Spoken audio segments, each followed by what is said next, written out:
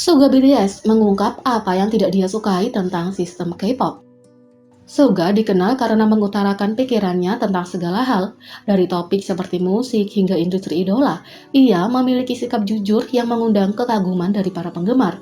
Dalam sebuah wawancara dengan majalah Weverse, ia pernah berbagi tentang kesulitan sistem promosi industri idola, terutama yang berkaitan dengan acara dan program musik. Dia diminta untuk berbagi pemikirannya tentang kegiatan promosi juniornya.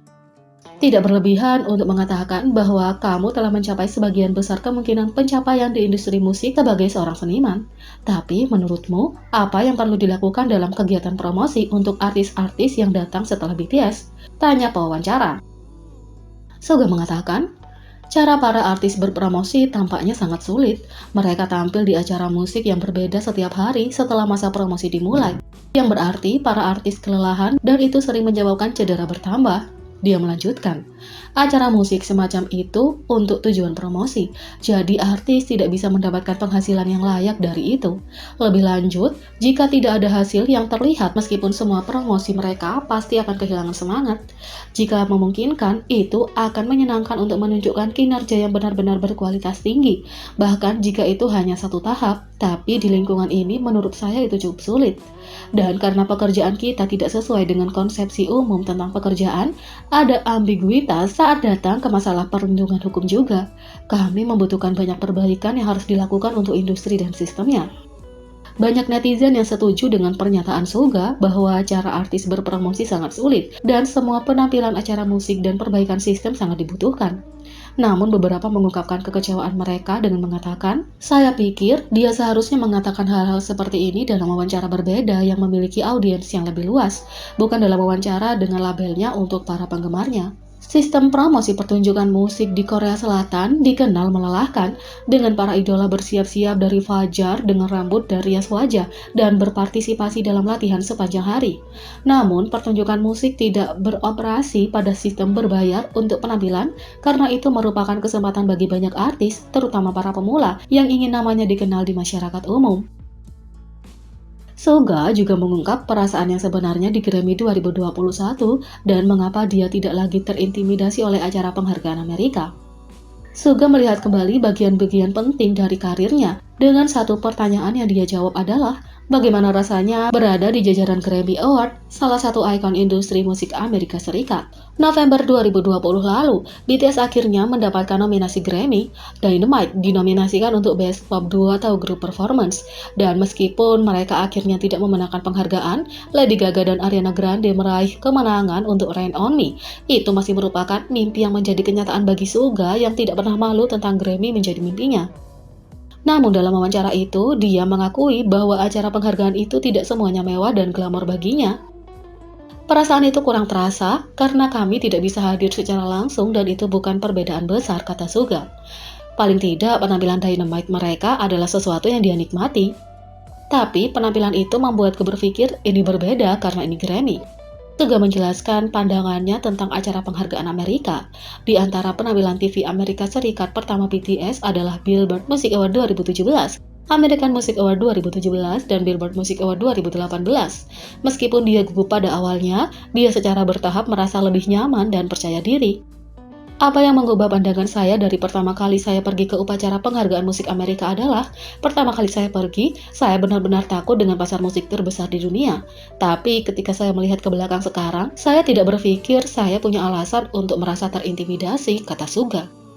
Sekarang, 4 tahun setelah penampilan pertama grup tersebut dalam acara penghargaan barat, Suga akhirnya berada di elemennya. Sejujurnya, saya baru mulai menikmati upacara penghargaan. Saya tidak bisa saat itu. Tak hanya itu, Suga juga mengungkapkan apa yang dia lakukan setiap hari untuk merasa lebih stabil secara emosional. Suga duduk untuk wawancara dengan majalah Weverse, di mana dia menggambarkan bagaimana dia menjaga dirinya sendiri untuk memastikan dia selalu dalam kondisi yang baik secara mental dan emosional. Ketika ditanya apakah pandemi telah membuatnya lelah, dia mengungkapkan bahwa bertemu keluarganya secara teratur sangat membantu dalam membantunya merasa lebih stabil. Saya melihatnya sebagai ketika kamu kehilangan satu hal, kamu mendapatkan yang lain. Saya akhirnya bisa melihat keluarga saya lebih banyak sejak saya di Korea. Dalam hal itu, saya merasa lebih stabil, jadi saya tidak terlalu lelah karena berharap setiap hari semuanya akan segera baik-baik saja, kata Suga. Akhir-akhir ini, dia belajar lebih banyak tentang dirinya sendiri. Dia juga menemukan bahwa dia merasa baik setiap kali dia memulai dan mengakhiri pekerjaan pada waktu yang tetap. Dia juga tahu jam berapa dia harus bangun untuk merasa baik hari itu. Saya terus bergerak bolak-balik antara pekerjaan dan rumah, dan saya mulai merenungkan bagian dari diri saya yang tidak saya ketahui sebelumnya.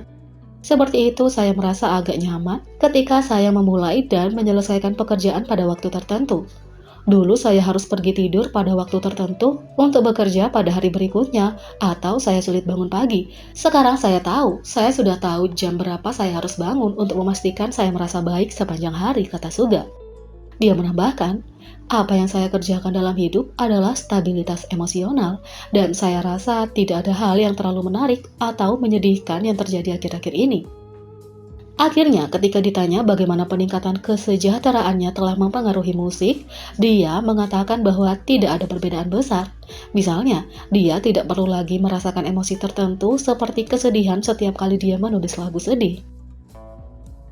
Mereka tidak memiliki pengaruh yang besar. Saya pikir itu mempengaruhi cara saya menulis lirik sedikit, tapi saya tidak mengerjakan lirik apapun saat ini. Saya telah membuat musik untuk waktu yang lama, jadi saya pikir mungkin bagi saya untuk mengekspresikan emosi yang tidak saya rasakan saat ini, kata Suga. Dia merenungkan Permission to Dance dan mengungkapkan bahwa dia senang dengan waktu perilisannya. Dan ada baiknya kami merilis Permission to Dance dalam situasi seperti ini.